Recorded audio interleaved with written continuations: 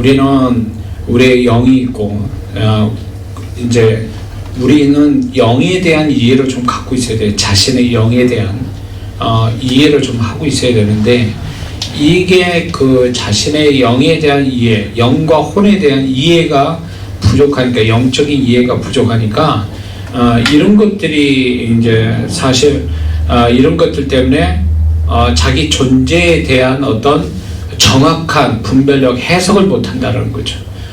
그것이 결국 주님과의 관계에서도 이게 중요한 어떤 영향을 미친다는 걸 알기 때문에 제가 이 부분을 자세히 풀어서 얘기하는 겁니다. 그런데 이제 이 부분을 이렇게 저한테 얘기를 하기를 제가 영과 혼의 관계에 대한 차이점과 어떤 관계성을 얘기하니까 굉장히 그 많은 분들이 깨달아지고 많은 걸 또 알게 됐다라고 하고 분별이 된다는 거에 대해서 제가 사실은 이거를 표현하는 게 쉽지 않거든요. 이 내용을. 근데 듣는 분들이 잘 들으시니까 제가 아주 여러분들이 이해되게 이렇게 표현되게 돼서 너무 저로서는 정말 너무 감사드려요.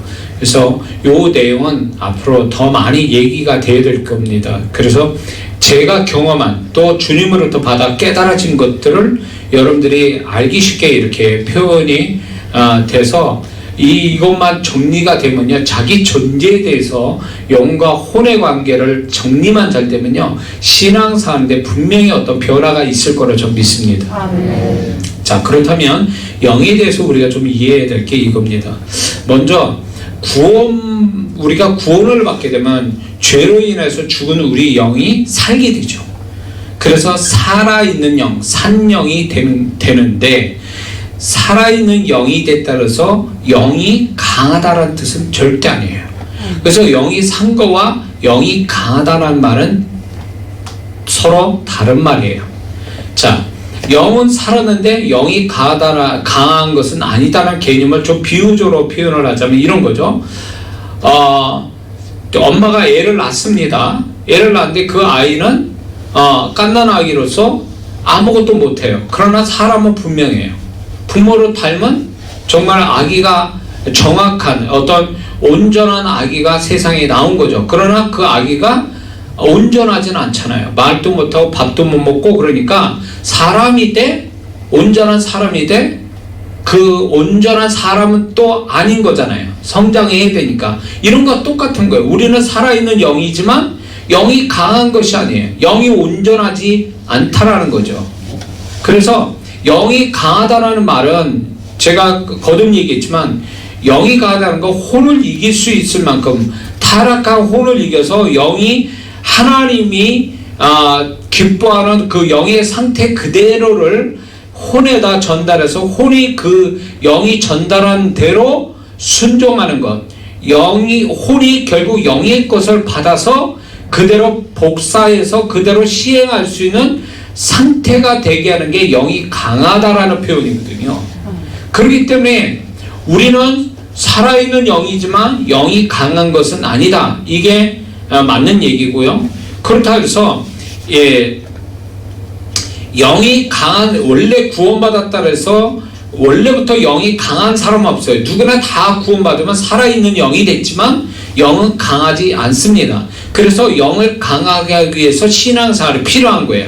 신앙생활 할 때 하나님 말씀이 들어가고 은혜가 들어가고 임재가 들어가고 보혈이 들어가고 주님의 마음이 들어가는 이런 주님의 것이 들어감으로 인해서 영이 그걸로 인해서 강해지는 거예요.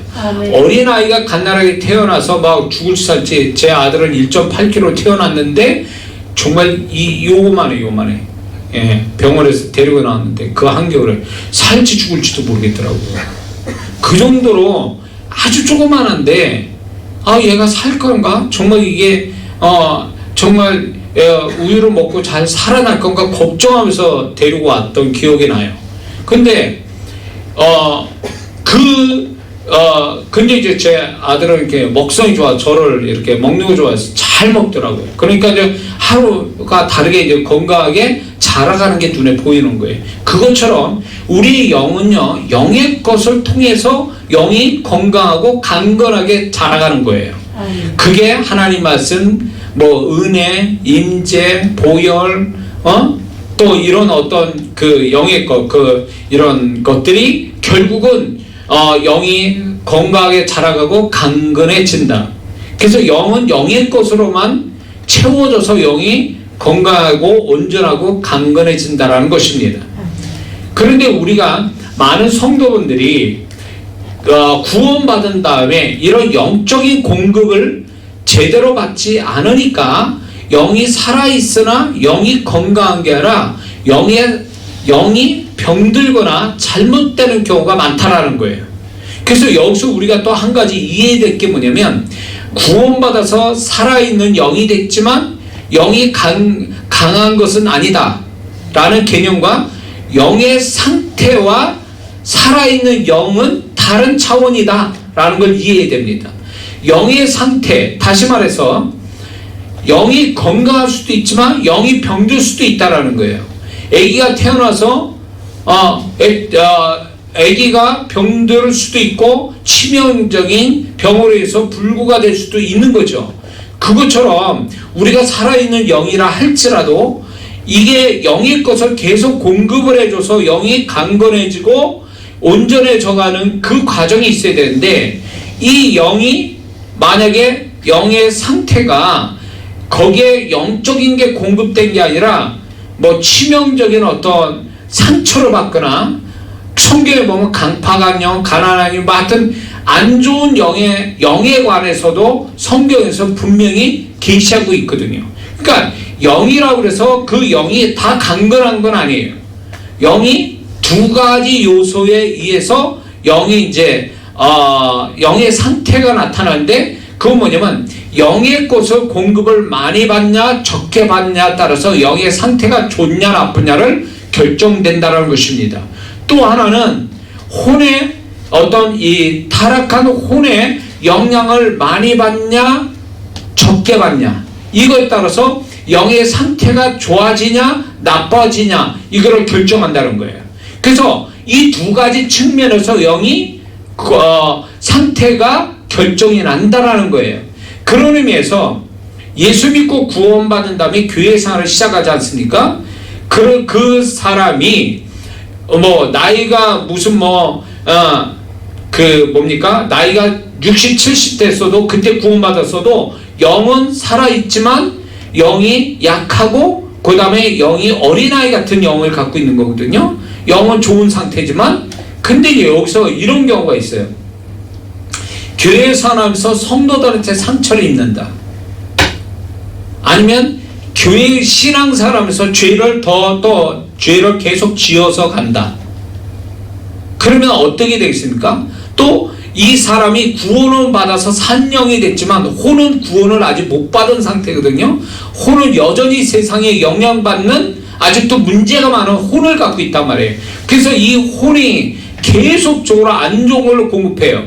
안 좋은 상태로 계속 습관적인 죄, 습관적인 중독에, 습관적인 잘못된 것들을 계속 이 사람이 혼의 상태를 유지하면 이 혼의 상태가 영에다 영향을 줘가지고 영이 변질이 되는 거예요.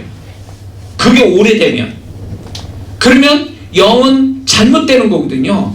그리고 이제 치명적, 여기서 이제 한 가지 분명히 말씀드린데, 주의 종하고 문제가 딱 생겨요. 초신자 때.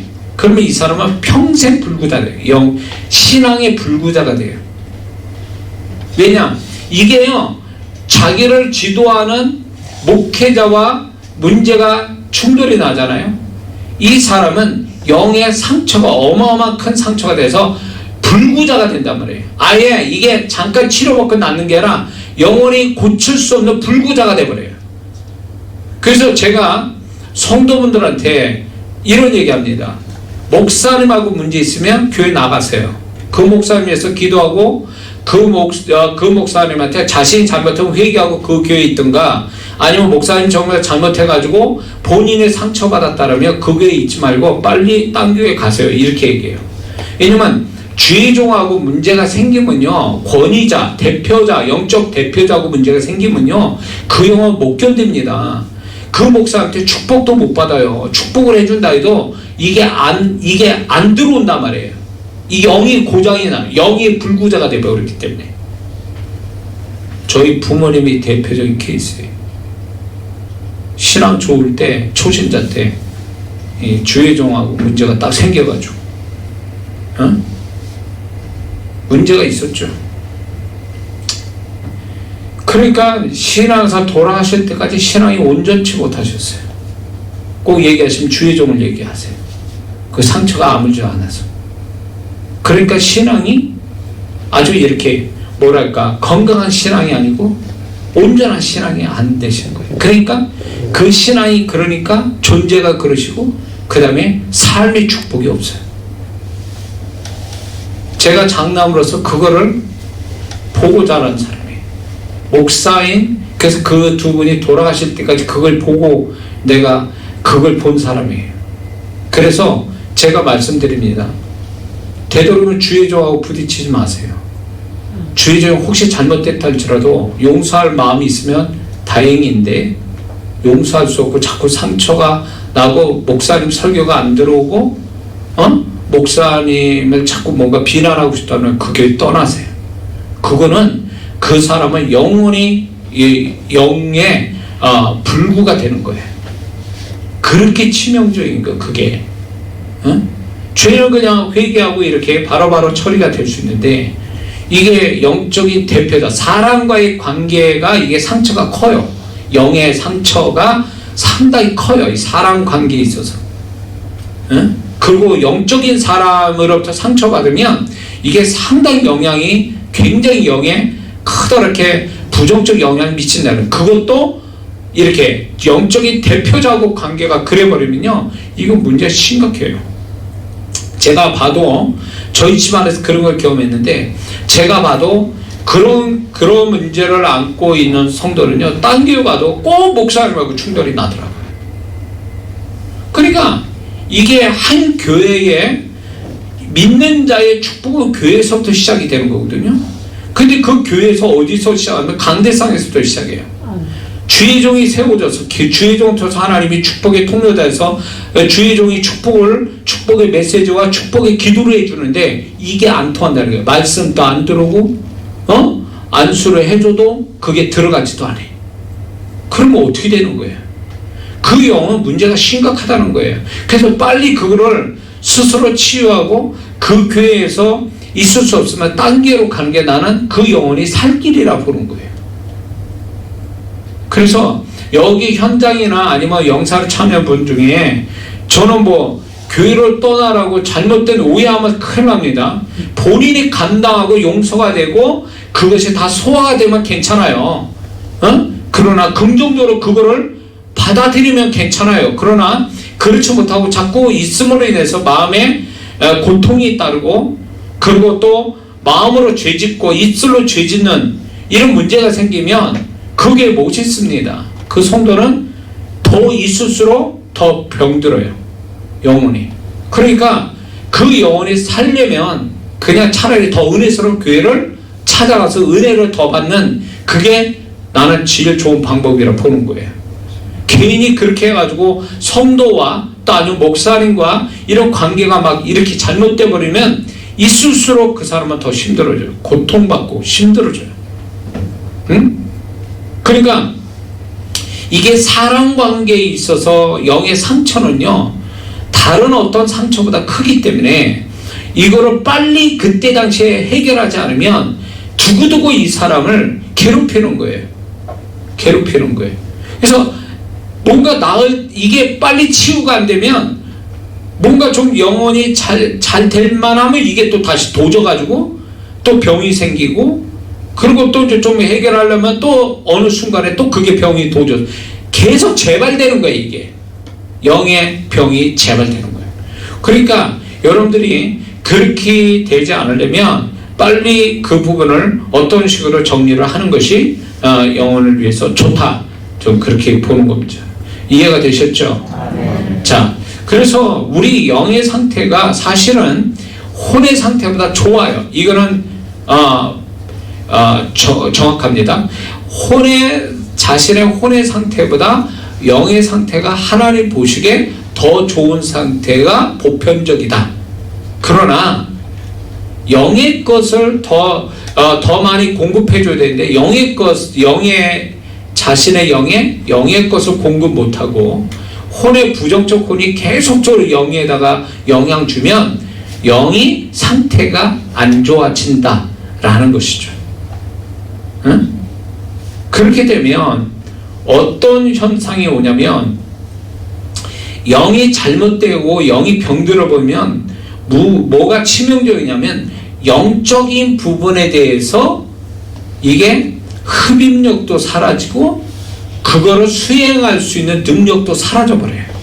다시 말해서 이 지금 이런같이 임재가 있는 이 현장에 왔는데 영이 병들었잖아요. 흡입을 해야 돼요. 소위 말하면 임재를 경험해야 되거든요. 근데 영이 병들어 가지고 중환자실에 들어가 있어. 그 사람 앞에 좋은 음식을 이렇게 준들 그 사람이 먹을 수 있냐 말이에요. 이런 식의 똑같은 거예요. 그러니까 영이 병들면 영적인 것에 대한 식욕이 사라지고, 쉽게 표현하면 그거를 잡아서 그거를 끌어당겨서 자기에게 살이 되고 피가 되는 일을 못한다, 그 얘기예요. 그러니까 영이 병든 사람은요, 성령이 역사하고 막 은혜가 막 넘치는 현장에 가서도 아무것도 못 느껴요. 이게 영이 무감각하는 무감각의 영의 귀신의 역사도 있지만, 그 무감각의 그런 귀신의 작용이 아니면 그 영이 병드는 거예요. 영이 건강한 사람은 이게 성령께서 역사하시거나 은혜가 임하는 데는 딱 들어가면 벌써 그게 자기가 느끼기 전에 영이 그냥 느껴버리니까 그냥 거기에 그냥 소위 말하면 거기에 같이 들어가는 거예요. 같이 들어가는 거예요. 응? 이게 정상적인 거예요. 그렇게 돼야. 응? 근데 이게 엄청나게 역사하는데 뚱뚱한 것 같아. 뭐야 이거 재미도 없게 이런 식으로 돌아가는 거죠. 영이 병들면요. 응? 그러니까 이게 상당히 문제가 있는 거죠. 이게. 그리고 혼의 상태를 이렇게 계속 문제가 있는 혼의 상태가 되면 빨리 고쳐줘야 되는데, 혼의 상태를 못 고치고 계속 부정적이고 우울하고 어둡고 이 상태로 계속 가잖아요. 그러면 그 혼의 상태가 계속적으로 그런 식으로 가면 그것이 결국 영에 미쳐요. 영향을 줘가지고 영이 그대로 반사가 돼요. 소위 말하면 그 영이 그대로 흡수해버리는 거예요. 그래서 우울증이 심하거나 부정적 심령이 강한 사람은요, 그 영의 상태를 딱 보면 딱 그대로 얘기하고 있어요. 영이 그대로 얘기한다고. 그래서 혼은 상태가 안 좋아도 영의 상태가 좋으면요, 소위 말하면 제가 영의 소리를 듣고 얘기를 하잖아요. 그러면 저 사람 겉으로는 혼은 좀 별로 안 좋은데 영의 소리는 굉장히 좋은 소리 하는 사람이 있어요. 이게 다행인 거예요. 그나마 다행인 거예요. 응? 그래서 제가 이제 성도를 분별할 때 그 사람의 영의 소리를 듣거든요. 제가 그 사람의 영의 소리를 딱 들어보면 이건 정답이에요. 영은 거짓말 안 해요. 실상을 그대로 나타나니까 영의 소리를 딱 들어봐서 영의 소리가 좋은 소리가 나면 그래도 이 사람은 가능성이 있다. 이 사람은 좀 그래도 낫다. 이렇게 보는데, 이게요, 그 혼의 상태가 너무 안 좋은 게 오래 지속되다 보니까 혼만 안 좋은 게 아니라 영까지 안 좋아진 거야. 그래서 영의 소리를 딱 들어보면 안 좋은 소리를 막 하고 있어. 그럼 제가 그 얘기하면 깜짝 놀라는 거예요. 왜냐면 나도 모르고 자기만 아는 얘기거든요. 그 얘기를 제가 한단 말이에요. 그걸 가지고 놀랄 게 아니라니까. 자기 혼의 상태가, 영의 상태가 아주 안 좋게 만들어진 걸 놀라야 돼. 그거를 슬퍼해야 된다고. 자신의 영은 좋아야 될 거 아니냐 말이에요. 혼의 상태가 그렇다 할지라도. 근데 그거를 방치해 두는 거예요. 응? 혼의 상태가 안 좋은 걸 계속 방치해 두니까 영까지 미쳐가지고 영이 잘못돼 버리는 거죠. 그러니까 이 영의 상태가 안 좋잖아요. 그러면 그 사람은 영적인 좋은 현장에 가서도 이걸 받아들이지 못해요. 받아들이지 못하니까 혼자 이렇게 소위 말하면, 다른 사람은 소위 말하면 은혜의 소낙비를 맞고 있는데 혼자 우산 쓰고 있는 식이에요. 이렇게 하나도 못 받는 거지. 본인이 이상하다는 생각은 안 해. 다른 사람 다 저 미쳤군 저것들 이렇게 생각해요. 자신이 잘못된 거로 생각 안 하고 다른 사람 보면서 미쳤다고 하는 이게 착각인 거죠. 자기가 잘못됐다는 거 모르는 거죠. 응? 이런 현상이 있단 말이에요. 이런 현상이. 그래서 혼의 상태를 빨리빨리 그때보다 좋은 상태로 만드는 게 자기 영을 도와주는 거예요. 응? 그리고 많은 성도들이 자기 영에다가 영의 것을 공급하는 일을 쉬지 말아야 되는데 영의 것을 공급을 안 하려고 그래요. 말씀을 보래도 안 보고 기도도 안 합니다. 예배도 안 드려요. 찬양도 안 들어요. 이렇게 되니까 그런 걸 통해서 영적 행위를 통해서 영적인 은혜나 임재나 주님 마음이나 보혈이나 뭐 이런 것들이 영에 이제 소위 말하면 덮여지게 해서 영이 축복이 되는데 그런 작업을 안 한다 그 얘기예요. 교회를 안 나와요. 일주일 내내 성경 안 봅니다. 기도 안 합니다. 그러면 영은 어떻게 돼 있어요? 세상에서 치열하게 막 그 사람은 먹고 살기 위해서 열심히 하는데 거기서 상처도 받고 막 세상에 때가 묻고 뭐 세상 것이 들어와가지고 혼대로 엉망인데 이거를 이 영에다 영향을 받지 않게 하려면 빨리빨리 혼을 처리해야 되는데 혼도 처리하고 영의 것을 계속 넣어줘야 이게 살아나는데 영의 것 넣어주지도 않고 혼대로 막 세상 살면서 그냥 그 매이고 묶이고 막 상처받은 걸 그대로 그냥 일주일 내내 갖고 있는 거예요. 일주일 내내. 그 영이 살겠냐고. 그러니까 주일날 교회에 오는데 목사님이 제일 신들한 시간이 주일날이에요. 또 신기하게 목사님이 일주일 내내 그 영혼들을 예배 시간에 살리려고 말씀을 일주일 내내 준비하고 기도도 엄청 하는데 가장 힘든 시간이 언제냐면 주일날 예배예요. 왜 그런 줄 아세요? 영들이 일주일 내내 타격을 받은 거예요.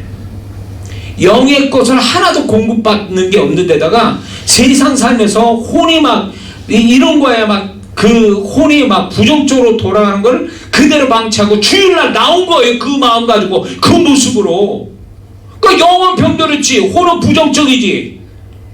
그러니까 목사님은 예배 가운데 이게 다 영적 행위로서 영의 축복을 넣어줘야 되는데 영이 지금 다 병들어 있는 상태에서 받아들이지도 못하고 그 말씀을 받을 능력도 안 되는 거예요. 영혼들이.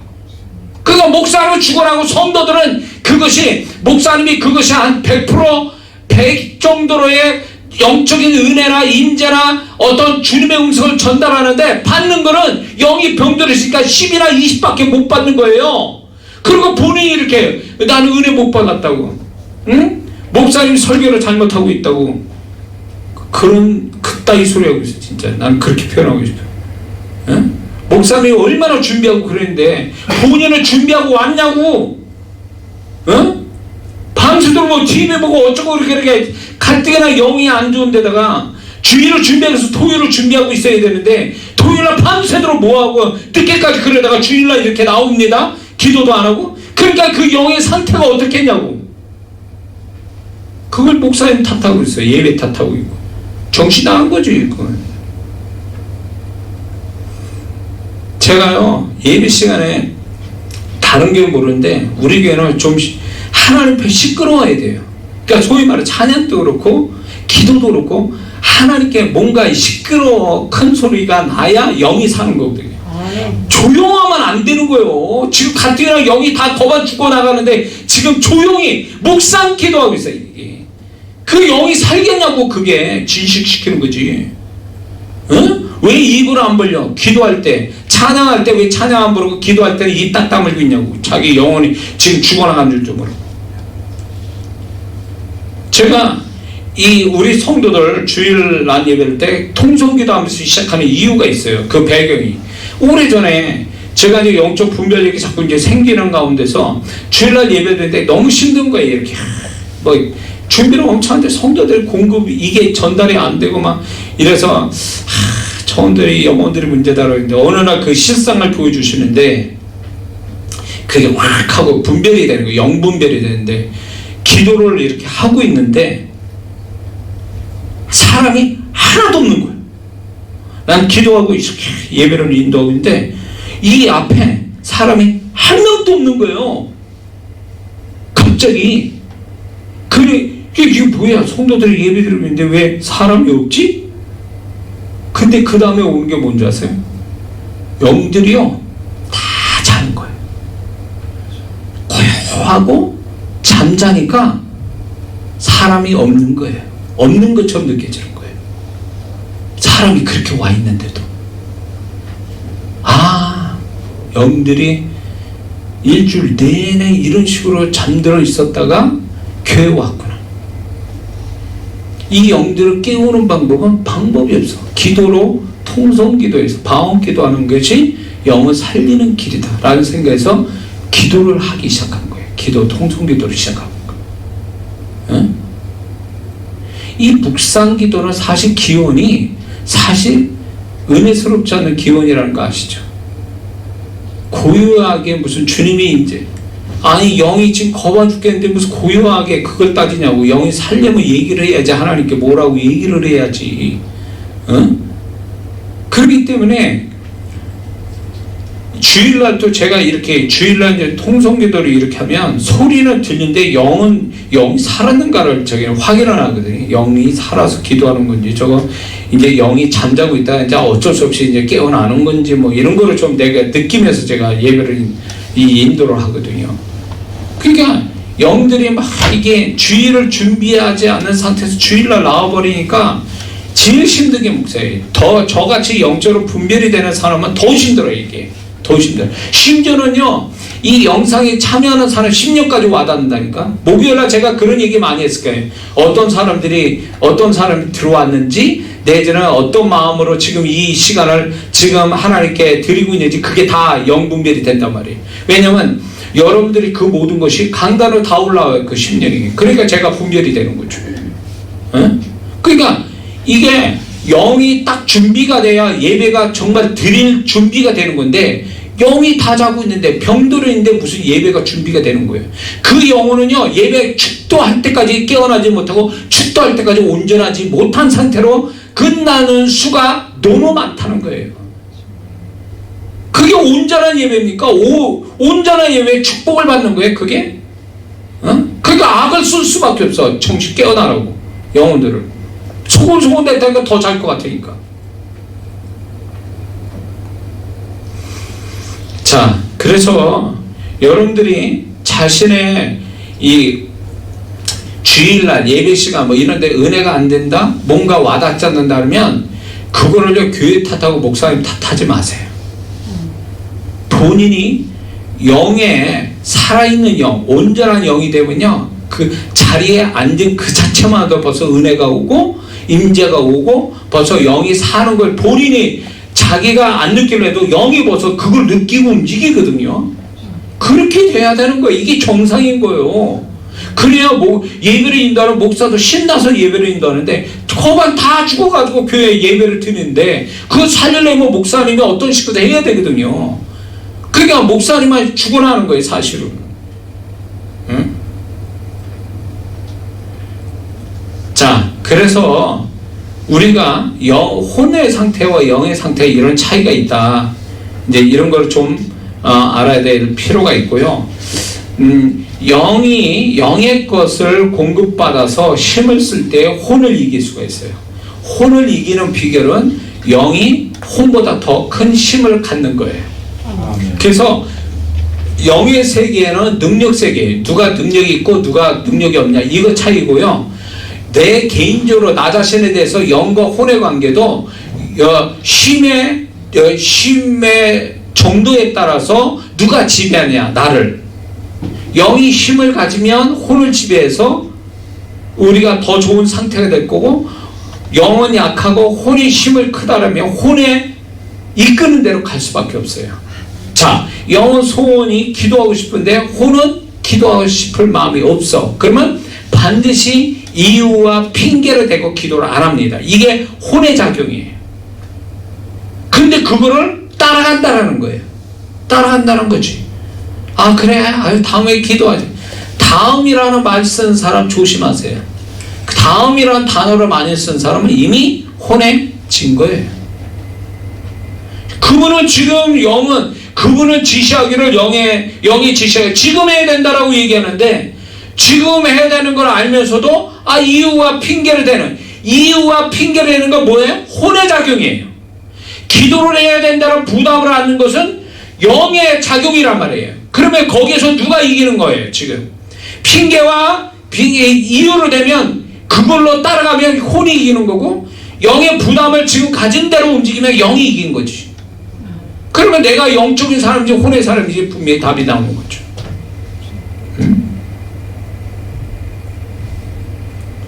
그리고 이게 있어요.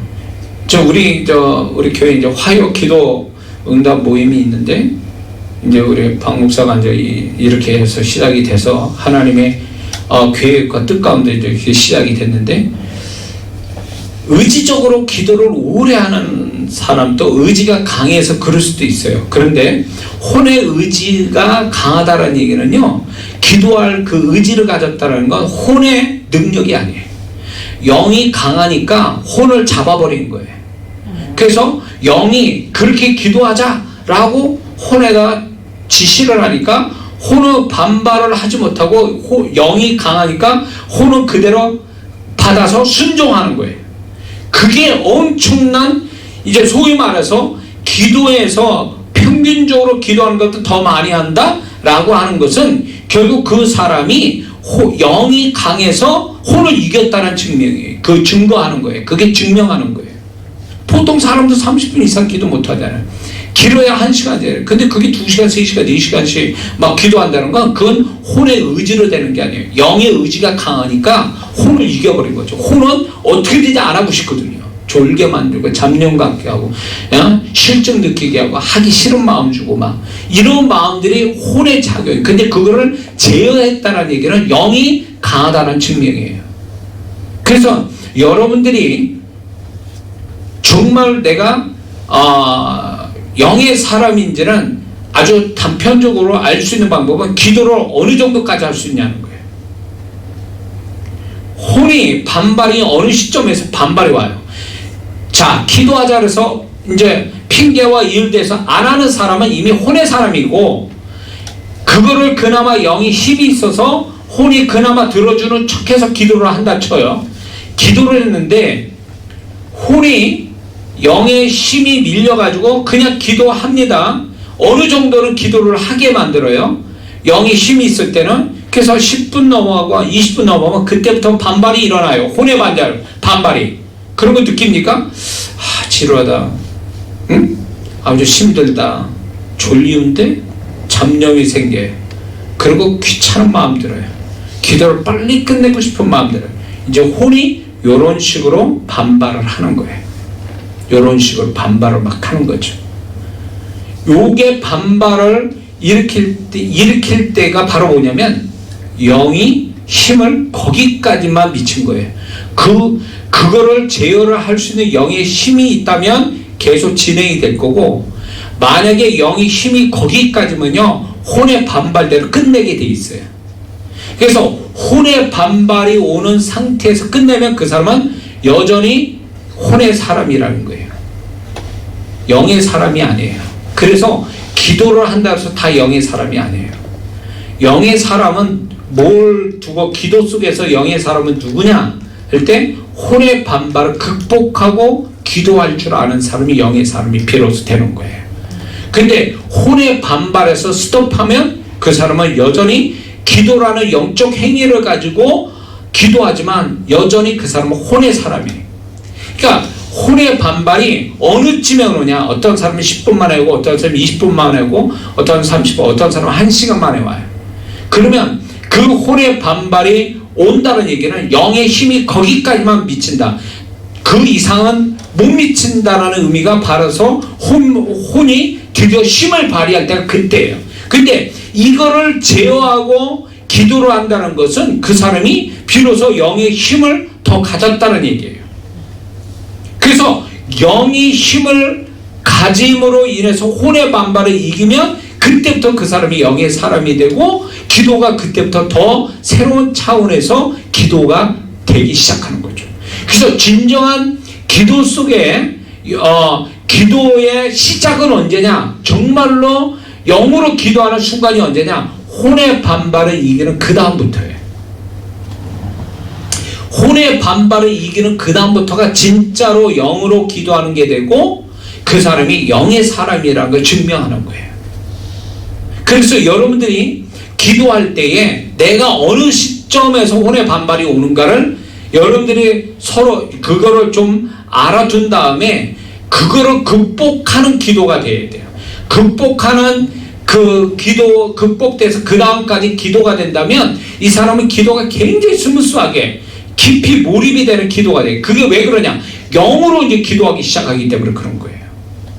그전에는 혼이 잠깐 들어주는 척, 영의 소원을 들어주는 척하면서 기도를 하게끔 하거든요. 그러나 어느 시점에서 혼은 더 이상 못 견뎌서 반발을 일으킨다는 거예요. 그러니까 그거를 극복해야 그래서 영의 기도가 되고 영의 기도가 돼야 기도 속에 희한한 일들이 거기서부터 시작이 되는 거예요. 그때부터 영이 힘을 더 갖게 되는 시점이 되는 거예요. 근데 그거를 못 넘어가고 혼의 반발에서 딱 끝나니까 이런 사람이 뭘 생각해? 기도는 힘든 것, 기도는 힘들다, 재미없다, 이런 개념을 그때 갖는 거예요. 기도가 왜 재미없고 힘듭니까? 기도는 얼마나 재미있고 기도가 얼마나 이 영으로 기도하기 시작하면 그 사람이 영을 가지고 기도하는 그게 얼마나 엄청난 영적인 축복들을 주는 건데 이걸 경험을 못했으니까 혼의 그 느끼는 그것만 기도의 개념을 갖고 있으니까 기도가 재미없다고 생각하는 거죠. 그래서 진정한 영적 싸움은 어디서부터 시작이냐? 영과 혼의 싸움에서 이게 영적 싸움이 시작이라고 얘기했습니다. 여기서 이기는 사람이 죄와 세상과 마귀도 이기는 능력이 시작되는 거예요. 이게 못 이기니까 이게 모든 걸 또 못 이겨가는 거예요. 그래서 기도가 시금석이 돼요. 내가 영의 사람이 될 거냐? 아니면 또 세상과 죄와 마귀를 이기는 어떤 능력 있는 이기는 자가 되냐 못 되냐는 내가 혼의 반발을 뛰어넘냐 거기서 스톱하느냐 그 차이예요. 이해가 되시죠? 그래서 여러분들 한번 체크를 해보세요. 체크를 해보라고요. 자, 이제 우리가 이제 회개를 하지 않습니까? 하나님께 죄를 약속을 붙들고 회개를 합니다. 그러면 이제 뭐가 작용합니까? 예수님의 보혈이 작용하죠. 자, 여기서 우리가 죄의 개념을 이해할 필요가 있어요. 죄는 육으로, 혼으로 죄를 짓지만 그건 결국 영에다가 영향을 미치는 거예요. 영의 문제를 일으킨단 말이에요. 그래서 우리가 회개를 할 때에 그러면 보혈은 어디에서 역사냐? 영에서부터 역사하기 시작해요. 그래서 보혈이 영의 역사에서 보혈로 영에 미치는 죄에 대한 영향을 끊어버리고 그걸 소멸시키고 그리고 하나님이 그 죄를 혼과 육을 정결케 하는 작업이 그때부터 시작되는 거죠. 그러니까 이 죄는 지극히 혼적이고 육적인데 그 죄의 결과는 영적이다라는 얘기예요. 영에다 미친다 그 얘기예요. 그래서 보혈은 최초로 시작하는 데가 영에서부터 시작이 되는 거예요. 그래서 내 영에 보혈이 역사가 와야 되는 거예요. 그래서 회개가 그래서 필요한 거죠. 근데 여기서 저 개인적인 체험인데 이건 여러분이 뭐 믿고 안 믿고는 여러분의 선택입니다. 그러나 저는 분명히 이거를 많이 무수히 경험하기 때문에 이 부분을 제 간증을 얘기하면 여러분들이 이것이 더 실감 날 것 같아서 제가 간증을 하는 겁니다. 제가 이제 어느 날 이제 오래됐어요. 이 보혈에 대해서 회개하면서 보혈을 이렇게 기도할 때에 내가 정결함을 입는다라는 것이 이제 느껴지는 거예요. 내 영으로부터 정결함을 입는다. 깨끗해진다.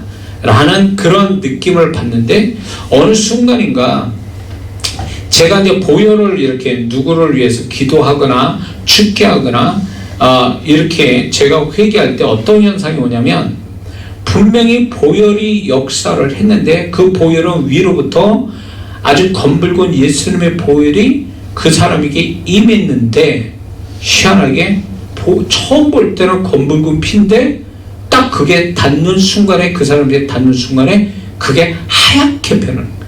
아주 흰 하얗게.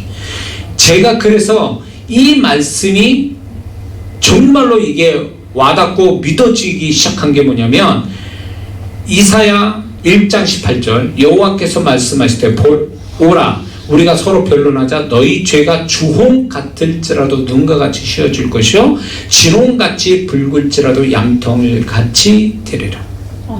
양털 같이 되리라.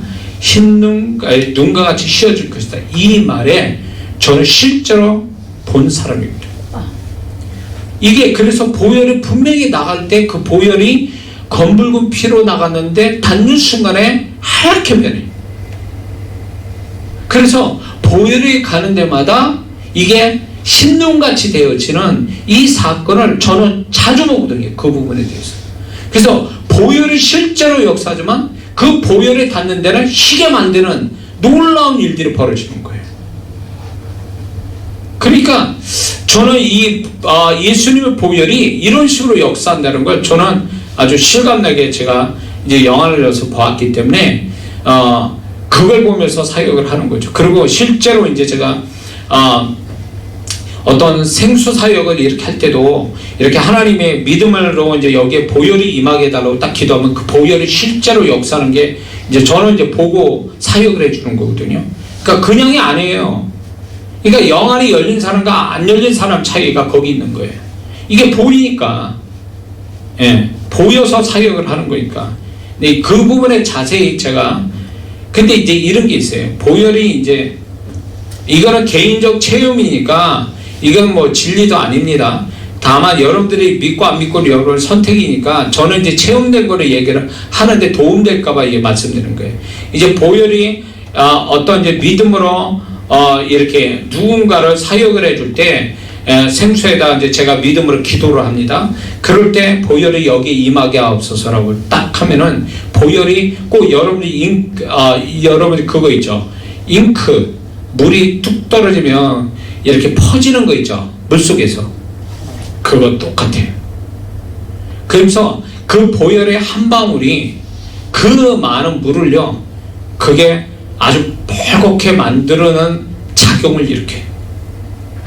그래서 저는 그런 부분이 이제 실감 나니까 그런 부분에 대해서 이제 저도 그런 사역을 하면서 제가 이제 믿음으로 그 물에다 기도하고 믿음으로 또 마시고 그런 가운데도 역사가 오고, 그러니까 우리의 어떤 믿음을 통해서 하나님이 역사하는데 우리는 보지 못하고 믿음으로만 하잖아요. 근데 하나님은 특별하게 저에게 영안을 열어서 보여주셔서 믿음의 언어가 어떻게 역사하는지 실제로 보여주시고, 그걸 보고 제가 저 자신한테 사역하고 많은 분들에게 또 그렇게 사역을 할 때 축복을 받고 이런 것들을 이제 보게 되거든요.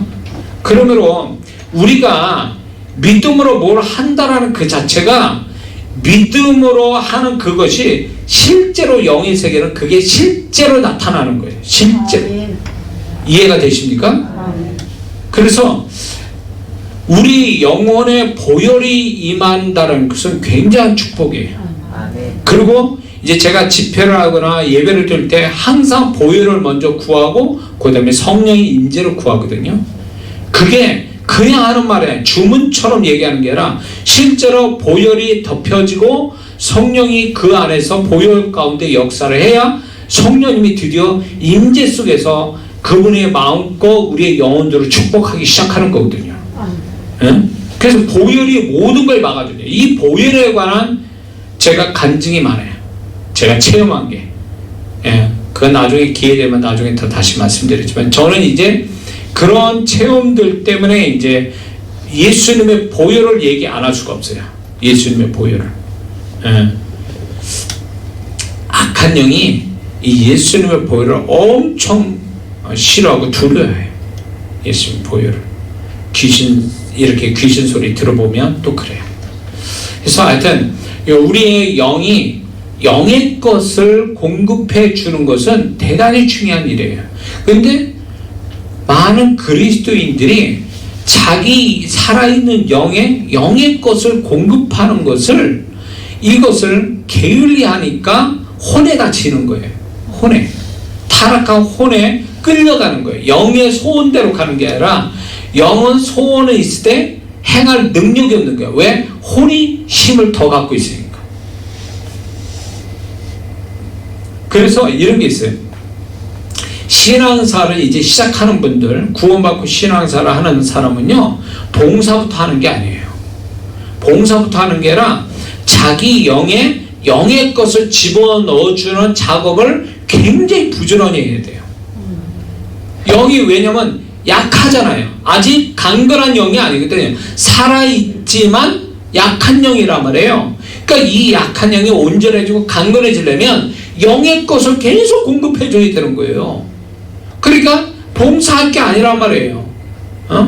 저희 부모님은 교회 신앙사를 할 때 말씀 집어넣고 기도하고 이거부터 배우신 게 아니라 봉사부터 배우시는 거예요. 교회 생활을 그거부터 시작하셨으니 영이 이게 이렇게 약한 영, 영의 힘을 못 가진 상태에서 신앙생활을 하시다 보니까 나중에 문제가 생겨버린 거예요. 그래서 시험 잘 드는 사람, 우리가 교회 안에서 쓰지 말아야 될 금기어 중에 하나가 뭐냐면 시험 든다, 이런 단어 있잖아요. 이 말은 쓰면 안 돼요. 이런 말 자꾸 쓰면 진짜 시험 들고 사단이 그 역사를 하거든요. 그러니까 흔히 우리가 그런 말이죠. 시험 든다. 저 사람 교회에서 좀 이렇게 마음에 시험 들었다. 이런 얘기를 합니다.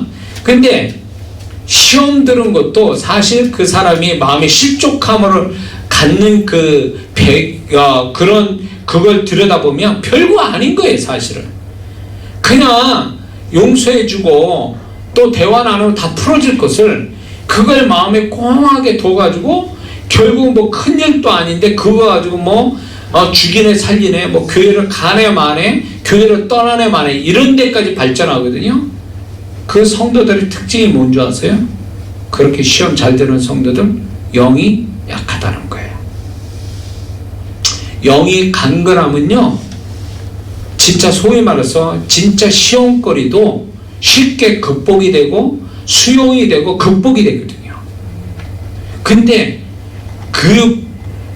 그렇게 시험 드는 사람들이 성격이 안 좋은 데다가 영의 것을 공급을 못 받으니까 이 두 가지가 믹서가 돼버린 거예요. 그러니까 이 사람은 조금은 그게 있어요. 예배드리고 이러면서 조금은 뭔가 용납하고 뭔가 해결할 마음은 있지만 워낙 혼의 마음이, 이 부정적 혼의 마음이 강하다 보니까 그거를 이렇게 이기지 못합니다. 극복하지 못해요. 그래서 시험 든다 이러는 시험 실족을 잘하는 사람은 성품의 문제도 있지만 근본으로 영의 힘을 안 가진 사람이에요. 실족 잘하는 사람은 그 사람은 반드시 영의 것을 공급을 게을리하는 사람이거나 영이 약한 사람들이 그렇게 해요. 보세요. 신앙 좋은 사람이란 뜻은 뭐예요? 그 사람이 영에다 자신의 좋은 것을 많이 공급한다는 얘기거든요. 그래서 영이 좋은 상태가 신앙 좋다는 얘기예요. 신앙 좋다는 말이 그거예요. 봉사 많이 하고 그게 신앙 좋은 게 아니라 그 개인으로 볼 때 영의 것을 많이 자신의 영에 공급한 사람이 신앙 좋은 사람이에요. 영이 좋으니까.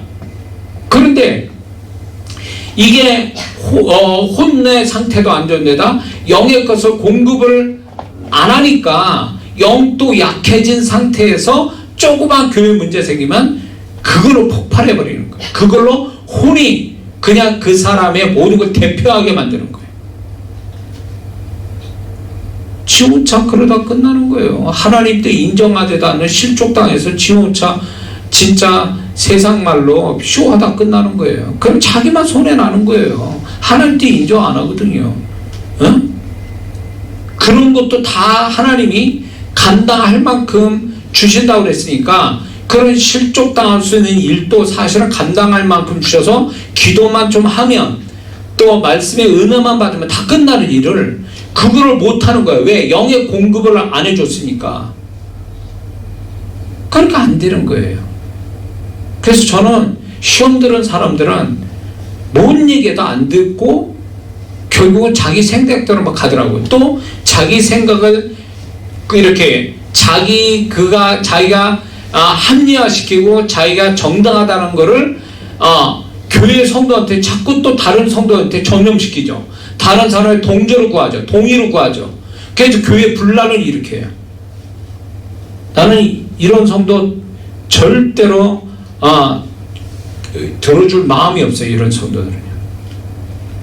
이런 성도 들어줬다가요, 제가 인간적으로 그 성도들을 그러지 말라고 막 이렇게 하면서 정말로 쓸고 닦아주고 막 이렇게 하잖아요. 그때뿐이에요. 좀 지나잖아요. 또 생겨.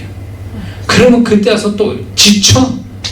전도도 안 해. 은혜도 못 받아. 그러면서 교회는 계속 그런 시험거리에 시험 들었다고 자꾸 목사한테 어필하면 목사는 성도들을 신앙을 세워주고 다른 성도들을 돌봐야 되는데 이 성도 때문에 지쳐버린다고. 그 세월을 보냈어요, 제가. 그래서 결론이 낸 거 뭐냐. 이거는 목사가 그 성도를 사랑하지 못해서 생긴 것도 아니고 이 성도가 극복을 못할 만큼의 시험거리도 아니기 때문에 놔둬버려야 된다. 교회 나간다? 그럼 나가세요. 이렇게 되는 게 나는 맞다고 봐요. 차라리 그 성도 나가고 다른 착한 성도들, 그런 성도한테 더 힘을 써주고 기도해주고 이런 게 낫지. 이거 자기가 극복할 수 있는 거를 애매기는 거죠.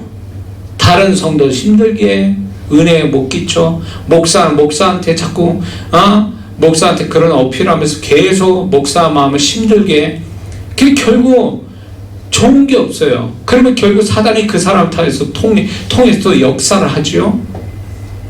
그러니까 그런 성도를 차라리 교회를 나가는 게 제일 좋아. 그게 자기도 위해서 좋고 다른 성도를 위해서 좋아요. 그러니까 그런 성도를 얼려주고 달래줘서 될 문제가 아니더라고요. 자신의 영이 스스로가 자기 영을 강하게 하는 이런 어떤 스스로 그렇게 하지 않는 한 이 성도는 두고두고 그 교회에 있는 한 시험은 계속 시험 당한다는 거죠. 그러면 여러 사람 피곤하고 교회가 가뜩이나 상처받고 힘든 사람 와서 격려하고 위로해주고 힘을 받고 정말로 행복한 교회 생활이 되게 만들어줘야 되는데 교회 와서 이게 스트레스 받고 그리고 그 상처받은 성도 때문에 다들 눈치 봐야 되고 목사대로 마음에 부담 갖고 그게 교회 생활이냐고. 교회 생활은 행복하자고. 세상에 힘드니까 교회 와서 행복하자고 교회 생활 하는데 교회가 또 하나의 스트레스 장소가 된다면 그거는 아니다 보는 거죠. 그러니까 목사인 저로서는 어떻게 보면 냉정하지만 그런 성도들이 시험 들었네 이러면서 이런 성도는요 교회 나가야 돼요. 본인이 극복하지 못하면 한두 번은 고민을 하겠죠. 그러나 계속 그런 식으로 안 하면 이 성도는 교회에 어려움을 주는 성도이기 때문에 나가야 돼요. 교회 나가서 딴 교회 신앙생활 하는 게 좋을 것 같아요. 그래서 시험 잘 되는 성도의 문제는 결국 혼적인 성품의 문제가 아니라 그 사람의 영의 것을 공급하지 않은 데서의 원인이 된다는 거, 이걸 분명하시고 신앙생활 우리가 확실하게 해야 될 줄 믿습니다. 그러므로 여러분의 혼에다가 뭐 어떻게 할 생각하지 말고 영의 것을 넣어줘서 영을 살리는, 영을 건강하게 하고 영을 힘있게 만드는, 이것이 결국 나의 혼도 살리고 그리고 나의 존재 자체도 살리는 비결이 된다는 거 여러분 반드시 깨닫기를 주의 이름으로 축원합니다. 여기까지 하겠습니다. 기도합니다.